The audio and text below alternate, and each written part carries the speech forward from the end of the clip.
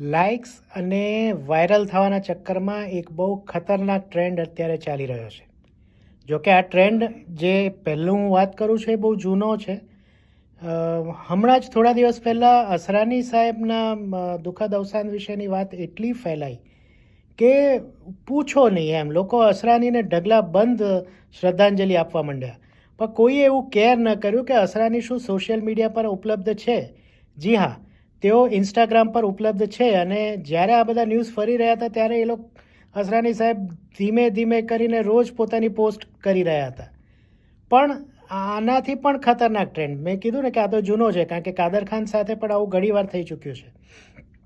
એક નવો ટ્રેન્ડ એવો આવ્યો છે કે આજથી 6 મહિના પહેલાં, વર્ષ 2 વર્ષ પહેલાં જે લોકો ગુજરી ગયા હોય એ જાણે આજે જ ગુજરી ગયા હોય એ પ્રકારની પોસ્ટ અને રીલ અત્યારે ફરવા માંડી છે. તો ધ્યાન રાખવું. મારા ધ્યાનમાં 1-2 મહાનુભાવ જે ગયા વર્ષે અથવા તો કોવિડના સમય દરમિયાન ગુજરી ગયા એ આજે જ ગુજરી ગયા એવી 2-3 પોસ્ટ ધ્યાનમાં આવી છે.